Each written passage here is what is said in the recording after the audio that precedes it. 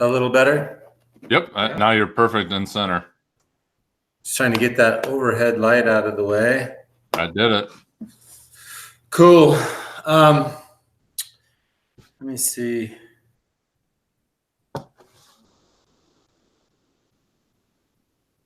So we were going to discuss turf toe today. Yep.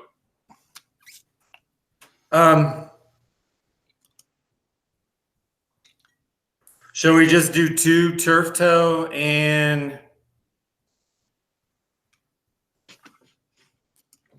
maybe sesamoiditis because it's in the first ray complex? I think that's solid and like kind of differentiating between the two. That'd be good because then we can do another day for hammer toes and perineals and then another day on eval process.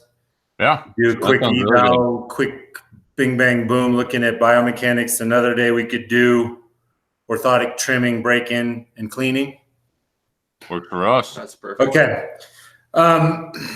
Before we start this as a process, let's go over what my understanding of turf toe is to make sure we're on the same page before I just go spouting off.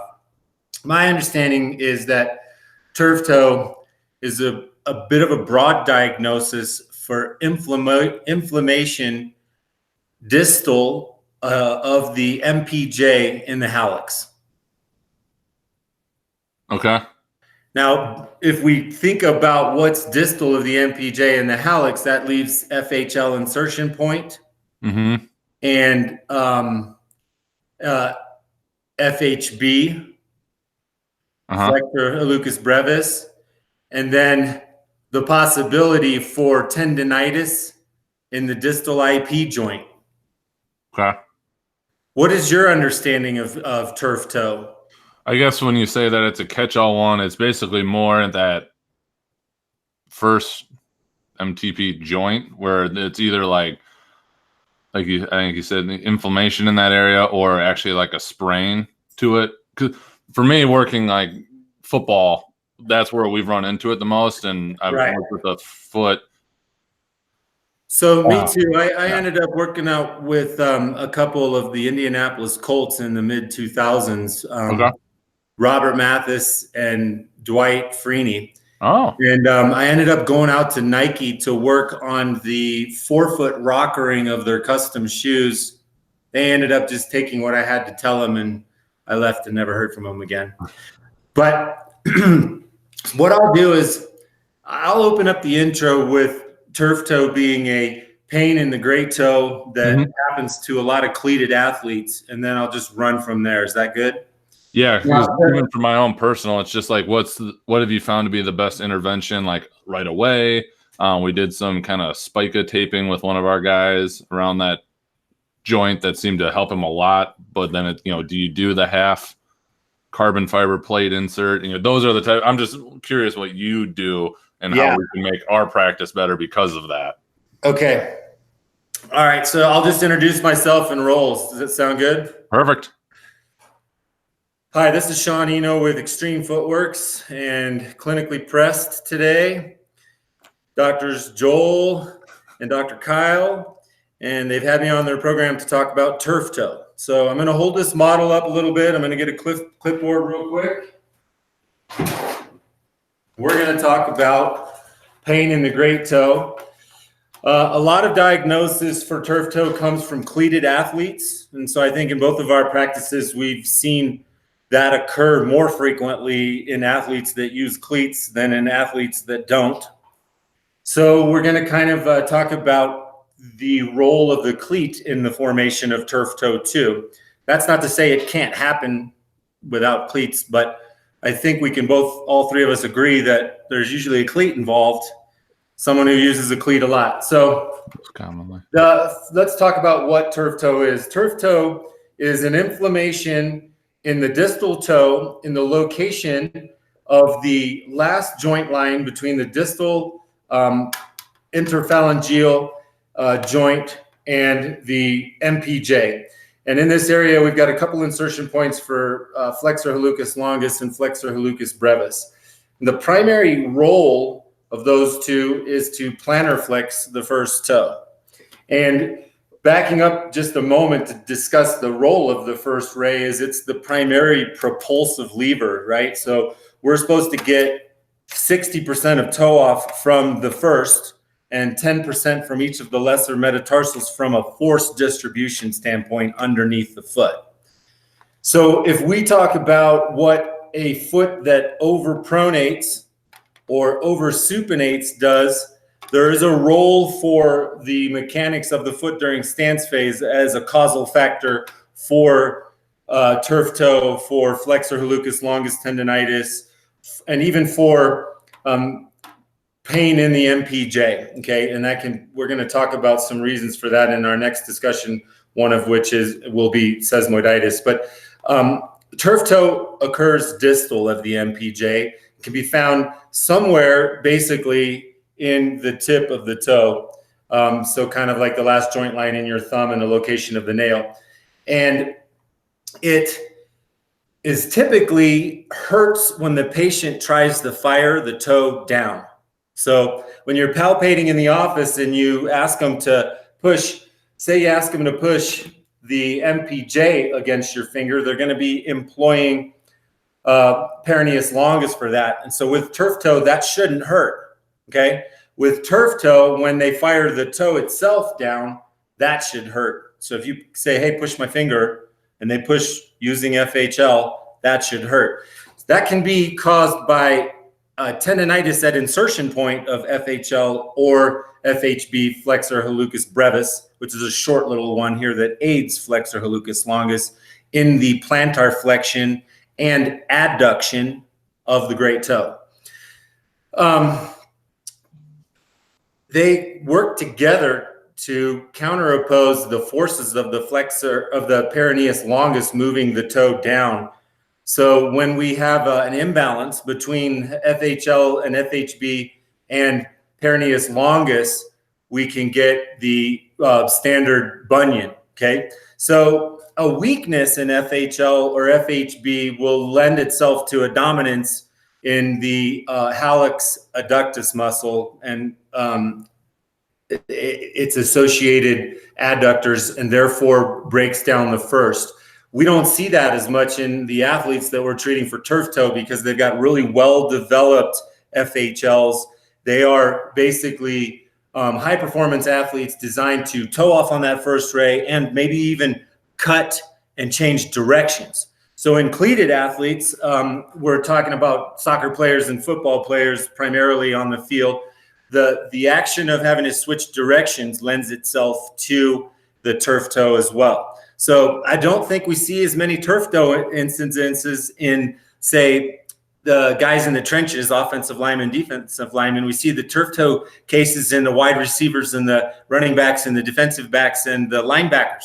And they're all switching directions, okay? So if they have a biomechanical origin for overuse of FHL from overpronation, and a lot of times we can also get overuse of FHL from underpronation where they're supinating and then they use FHL to try to evert the forefoot. So don't just assume it's pronation causing that FHL tendonitis because they could be supinating and trying to get back over the first using FHL. So we see them both. The pedigraph prints will show heat right here in this area, location of the distal first. And it should, some, because they're using it for toe off. But if it's massive and there's a huge callus there, then that's a sign that they're overusing it, okay? And typically when it's on a supinated foot, there's not much callusing under the MPJ. It's only under the first. When it's an overpronated foot, then it can occur under both, okay? There's also the heavily plantar flexed supinator foot that forms a callus under both, but yet still supinates, and FHL is in compensation for supination. Now let's just talk about forces driving the big toe down and in, and then the last pattern. So they pattern a cleat to be a tight-fitting shoe, and it's supposed to basically grab the foot like a baseball glove, right? And not everybody's foot's the same shape in the front. So you got the last pattern, which is what they used, which was one girl's foot to build their shapes of their feet from. And then you got your foot. And if they aren't the same, then you can be sure that the shoe is likely cutting in to where your foot wants to arrive when FHL loads. So when I've studied some of this before, it had to do with the shape of the last and the intent of the foot.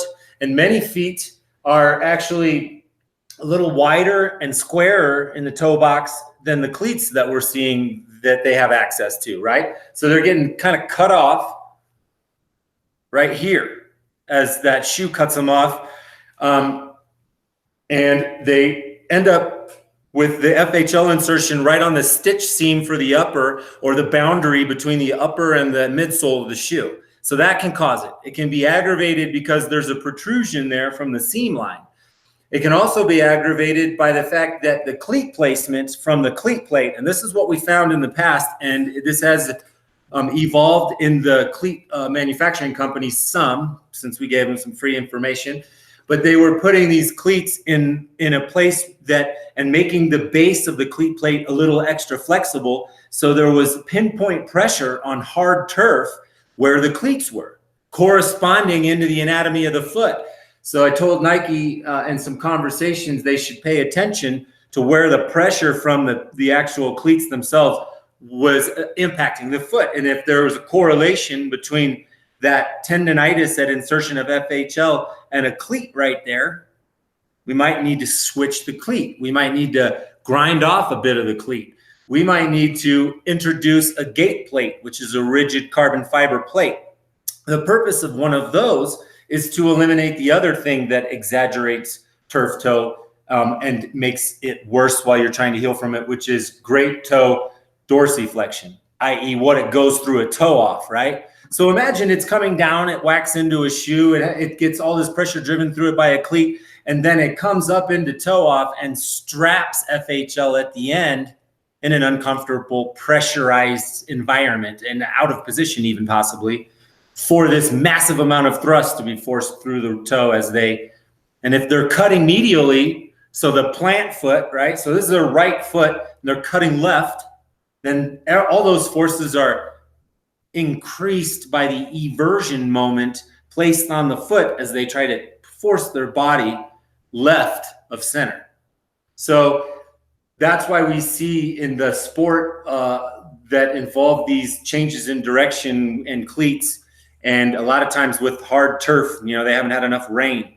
And so what we tell these athletes is to be prepared to change out their cleats. Some cleats come with switchable cleats, so you can change their diameter, their height. Sometimes they can get spikier in the way that they're tapered. And then the other thing we can do, if we have a little grinder or someone close to you that does, or someone within reach, is to take a bit of the cleat in the location of the big toe down slightly, right? So there's a bit more rocker from the MPJ cleat onto the FHL cleat. And I'm calling those because those are the cleats within the area of location. And I think we will see for most cleat designs, except for baseball, that they are trying to put them in that same area, right? Kind of like a Newton, the running shoes, if you ever noticed the way they did that. But the problem is we all know, all three of us know, there's just a ton of different forefoot configurations, and maybe a half a dozen to a dozen last pattern configurations for cleat construction. So anybody who's an outlier from fit and or biomechanical function is going to have the shoe biting into their foot, contributing to their risk factor to acquire turf toe. And that inflammation, the thing about it is that it's almost like a switch sometimes. If you can get it turned off, then they can use the toe. But when it turns on, it's like gout, and they're basically rendered unable to toe off, right? Which means they can't play. So reduction of inflammation, reducing the dorsiflexion moment placed on the toe, identifying if the cleat is actually the fit of the cleat itself to the shoe, and or the placement of the cleats relative to the pressures exerted under all 5 MPJ and 4 MTPs, all 5 of them, and then the distal toes where they come down. So a pedograph will give you that information. Their factory insert from their cleat will definitely tell you if the tapering of the cleat through the nose of the shoe is interfering and squeezing their toes like this, because if it is indeed this, where the taper cuts off the ability of the first to come down and medial slightly when it loads, then that's probably where you start, is that fit and that cleat pattern. And then next is their forefoot biomechanics and gait. And then next is managing it and trying to get it fixed and then trying to prevent it from occurring again. And that's about what I got about turf toe. We're going to go ahead and dovetail right into sesamoiditis if you guys are all right with it. Sesamoiditis is a definition of inflammation in the sesamoids. The sesamoids are two little rounded nodules that exist beneath the base head, so the distal end of the first met shaft. So when we load the first and then attempt to go into toe off, it's like the lumberjack analogy where the lumberjack's running on the log and the log's rolling in the water and somehow he stays right in place.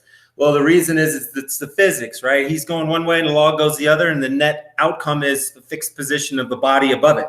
Well, in this case, when the person goes across and goes into toe off and great toe dorsiflexion, those two rounded sesamoids, which are embedded in the flexor hallucis longus, as well as a band of the plantar fascia that all kind of come into the head of the first there, is that they are required to roll slightly so that the head of the first can travel across them. So they roll back, and the pressures that would have normally sheared the flesh underneath are applied to a rolling or kind of rotating sesamoid in there.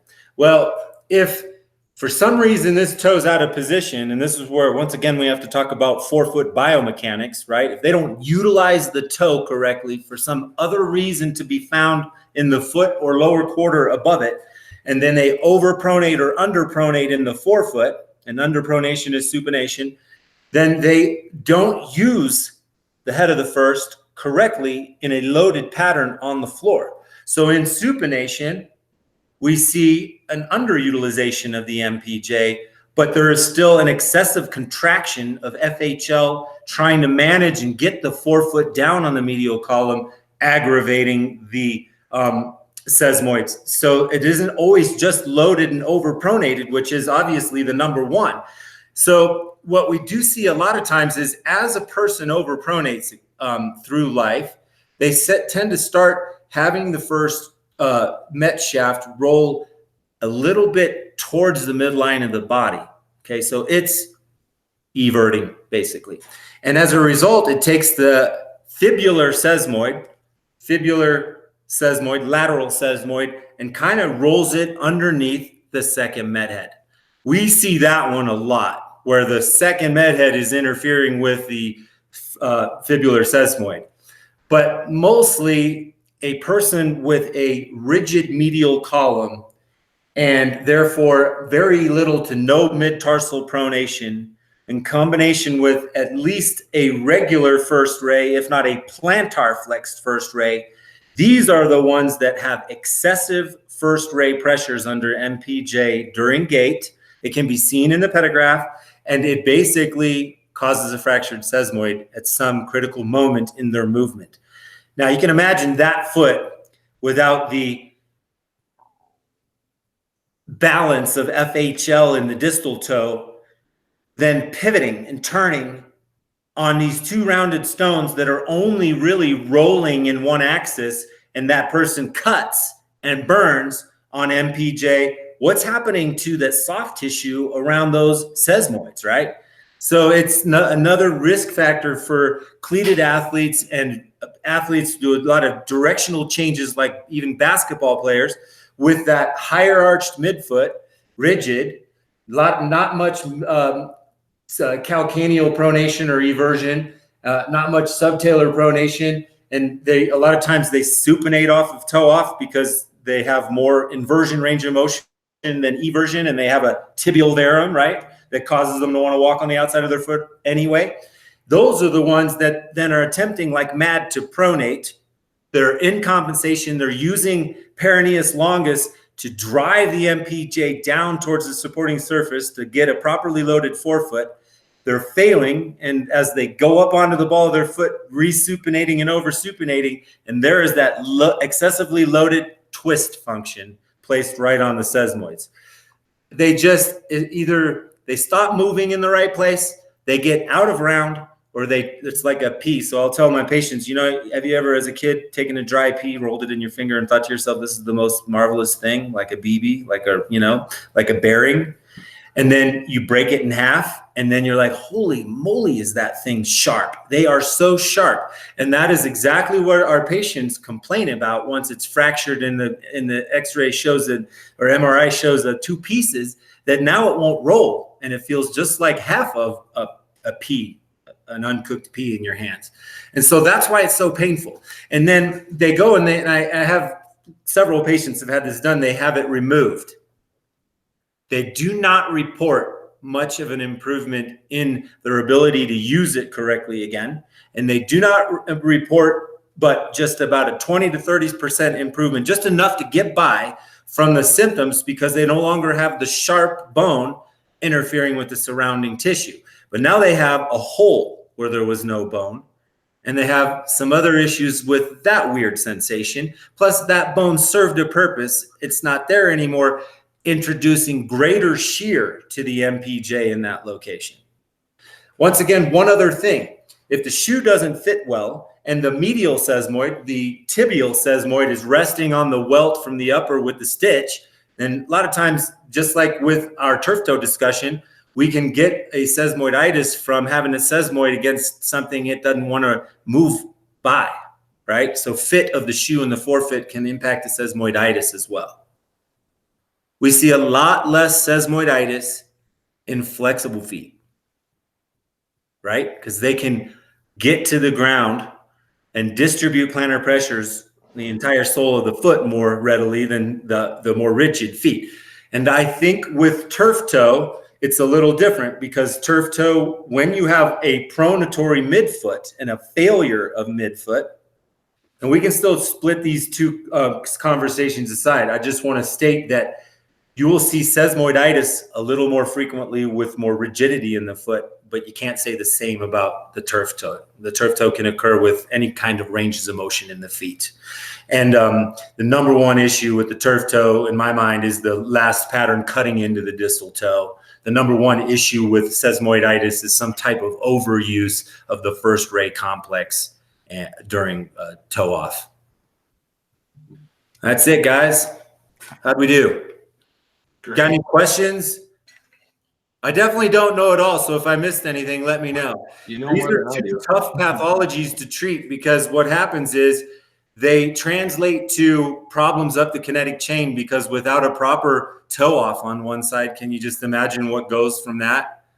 So these cases can be treated in the same capacity as like hallux limitus and rigidus, where you're looking for a gate plate to take that dorsiflexion pressure off the toe so that the shoe comes up, and it has to be laced so they don't just rise up out of the heel box, and to take that pressure out of there, and some soft accommodations through an orthotic, because you got to have some kind of a vehicle at that point to mount things to. And the orthotic may or may not have biomechanical purposes in it, but it's a platform for cushioning. And sometimes we create top cover cutouts in this area of the sesamoid, and we'll use a lipstick or something that transfers like a lipstick and mark the patients in these types of instances with that are able to pretty much put their finger on it, right? So then you can mark it, and then you can transfer it to a factory insert, a prefab, or a custom, and you can create a well in that area with a Dremel or send it to your lab. And that works a lot. Okay, and then some of the other postings that work are addressing excessive forefoot eversion and inversion through the proper posting for those two. And one other that works is what we call a reverse Morton's, where we so in the case of the sesamoid, we want to unload that area, but we want to load FHL, so we put more pressure under the insertion point of FHL, distal hallux, less pressure here.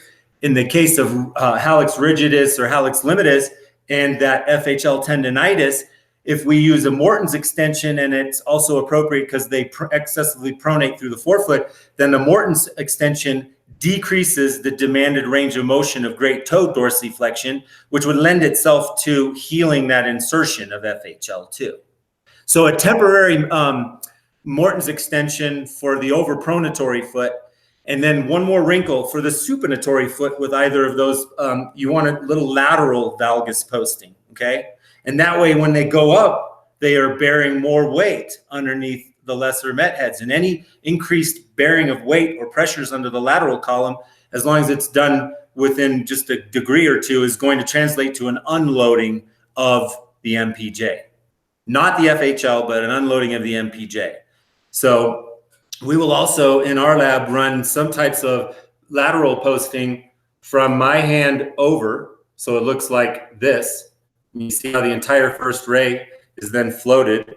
And then similarly, if they're overpronating and they have that FHL insertion pain, and we will give them a long Morton's that runs right in behind it and is 3 or 4 millimeters thick, and it unloads the great toe at the end of the toe off cycle and puts a little more pressure underneath the MPJ, so that it just transfers pressures proximal a little bit. Met pads help a little bit, right? Because you kind of get in behind it and distribute pressures into the transverse tarsal arch. And laterally, for the persons that supinate, because they're the ones that have the sesamoiditis more frequently than like tennis shoes and basketball shoes to prevent this, because running shoes don't do it. They don't engineer running shoes to prevent supination. They just engineer them to prevent pronation. Mm-hmm. What else? It's good. Good. Girl. When I digress or jump subjects, what do you do on the other end with the video? Cut and paste, or just kind of will you present these two together because they kind of came together? Or? I can do it either way. It'd be pretty easy to just kind of have it jump into the sesamoiditis one and have it be standalone, or we could do where they're each standalone and then one where they just roll right together. So you've got different options. Yeah. So I mean, you might. I guess if I would only say then, if you want me to, I guess, do you want me to? Well, it doesn't matter if you're going to do them separately. Take the last bit there that had them both in it and tag it onto the FHL, the first part, even though it talks about sesamoiditis a little bit. Yeah. Cool. Because those cleats will really aggravate the sesamoids too. Can you imagine if you're going through toe off and then the last thing you feel is this pressure in one of those little sesamoids? We dealt with it for sure. I liken it to stepping on a small Lego. Oh yeah. You're like, oh, that's that and plantar fasciitis feel that sharp. Right. And my patients are like hobbled. Cool. Perfect. Awesome. Thanks a lot, Shawn. Yeah, thanks, you guys. You want to quickly try to schedule another one? I don't have my calendar. All right. We'll just I'm going to go to Germany and see if I can get some better materials for these orthotics before China sticks it to us too hard. It really is a reality. Like, tariffs are a reality, and poor material construction is becoming a reality. And not only in the materials we make stuff out of, but the shoes we're seeing now are just increasingly lower quality materials. And that translates to them lasting not as long. So your patient's feedback should be like, well, I've been wearing this shoe for 10 years and now it's a piece of junk compared to when I first bought it, Interesting. I was explaining it to patients today. So I've been working with Brooks since '98. And so if I were to put a bar graph with the year on the bottom and the price on the other axis, we would see this general climb followed by a plateau. Now, if we also plotted another line on there over time, the quality of the shoe, we would see a plateau followed by a gentle decline, followed by a more steep decline in quality. As at the point where the price tabletopped, quality took a secondary bump down. Crazy. And they make these materials like dough, right? So you got big old bin. You're mixing up a couple different chemicals. it starts to have a reaction. They introduce air. It makes a loaf. They can then injection mold the loaf, right? They can mix more air in, get the same loaf, but because it has more air in it, it took less of the other expensive materials. Air's cheap. And, and then the shoe is like it's light and everybody thinks it's great. And when you first put it on, it is. And a month later, you're really mad that your $150 didn't go that far. Wow. So then we have some other recommendations for that, but those shoes aren't quite as comfortable. They're more expensive now, and there's still, only 2 or 3 models, and they call them light hikers or trail shoes. And you're not going to get your street running city slicker to wear those all the time. So it's also, you got a runner who supinates excessively. What shoe do you put that runner in? You have a cleated athlete that is a supinator, and a lot of them are, because the deal with athletes is they're rigid. Their ability to propel themselves is excellent, and their ability to adapt to terrain variations is less excellent. And terrain variations, in my mind, is also the same thing as turning and burning. So if we were in screen athletes and look at them, we would see the fastest straight line athletes probably have the most rigid feet. The ones that are fast but can cut probably have a little bit more flexible feet. And the ones that can walk across a cornfield without falling over barefoot are the slowest on the track, because they can't supinate into the rigid arch position as much. I've been putting people in some K-Swiss, some Wilsons, and some Asics tennis shoes for a low top. You can also find low-cut hikers that resist lateral motions that can be run in a little bit. Coloradans do it on the trails and stuff. And then basketball shoes for people. I got a guy who's a size 16, big house of a guy. I had to get him into the most brutally corrective shoe. It was the Adidas Crazy Explosion. And it was so corrective against over rotation and inversion that I could place it on the counter and go run at it and try to roll it over laterally, and it wouldn't roll over laterally. And he walked out of here like, this is awesome. And then he'll come back in a year or two and the shoe will be rolled over like this. And I'll be like, wow. Because, I tested it. It's not going to happen that easily, right? But he's 250, 280, has a rigid high arched Aquinas foot, falls off of him.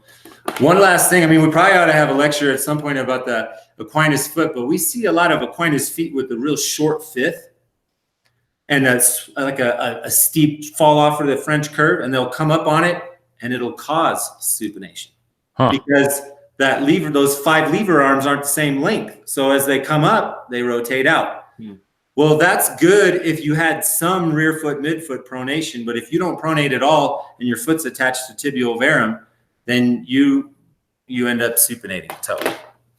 So it's man-made surfaces make this stuff a lot worse. You guys know Ben Fergus? Familiar with. Yeah, just one of your colleagues down the road. He himself has some high arches, so I use him as a whipping stool. And it's definitely that high arched foot with no shock absorption pronation, and then that French curve back. And we have the last pattern cutting the 5th toe off, right? So you see a healthy foot, that 5th toe actually, when it comes down, it comes out. Healthy forefoot, when the first toe comes down, it comes out a little bit. So that's the other reason why the last pattern preventing that. So shoes like Ultra and other square box shoes are helping with that, but then they're making their shoes out of like really blown full of air loaves of bread and your $140 Ultra, and they're also trying to sell you on the 0 drop at the same time, and it's too much. I'm like, I want that feature, but I don't want this, and I want the shoe to last longer for $150. So I've been standing in the shower thinking about starting my own shoe company. But where would they be made? And how much would it cost to make a pair? And then would it be worthwhile? Because, it's like Allbirds. I think they're manufactured stateside. Okay. And I think they're $300 or $400 a pair. Dang. Wow. Yeah. Are you physically going to Germany, or are you just? Yeah, physically going to Germany next a week from Monday. Cool. I haven't been since 1997. My first kid was in utero, and I went with my wife at the time's brother to follow fish for 5 nights. I'd never seen him, but I got a buddy pass on TWA and got over there and back for like $250. And I've got family. My mom's a World War II survivor, and she has 5 out of her 6 siblings are still alive. And so because I've been raising kids for 21 years, I haven't had the money to go over there and see any of them. So I got 3 nights in Hamburg and 3 nights in Karlsruhe, and then got to fly back home and run a business again. So it'll be a trip, but not a vacation. So I'll need a vacation after my vacation. I hear that. Yeah. But what spurred it on was I'm kind of like a closet travel agent, and I'll just look, and sometimes you can get places and for next to nothing, right? Mm-hmm. So I was looking, and I found 2 nonstops from Denver to London for $424 total. Wow. So I just kept going. Yeah. But I couldn't find anything else but the one return, Basel, Barcelona, New York, and then stay the night in New York and come home the next day on Southwest. Total for 2 tickets was $1,050, so that's why I'm doing it. But ideal would have been nonstop to Paris or nonstop to Frankfurt, and those prices were $2,000 a head. Wow, man. Yeah. So I have a meeting with a podorthist in Frankfurt Friday 1400 on the 26th, and I'm going to talk to him about the stuff that we're doing.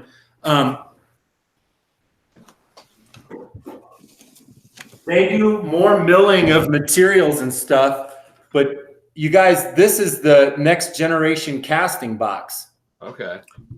And it's a rubber membrane with glass beads in it, basically engineered to retain an image, and then you would scan it with a scanner and send us a digital file. Now today we decided to use our 3rd box and start with our patients doing both a foam box and the scan in an attempt to transition to its use and eliminate the foam.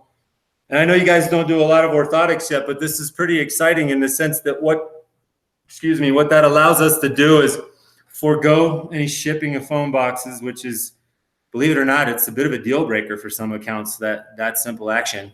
And then the, store the file for forever without taking up any physical space. Mm-hmm. We on our end then can mill at least a cast positive, and the purpose of the visit in Germany is to figure out how to mill the orthotic itself from a chunk of material and get better materials, because the materials we have access to right now are really suffering. And I had a guy who was importing from Germany, and he passed away a few years ago, and his girlfriend didn't keep the business going. It just died.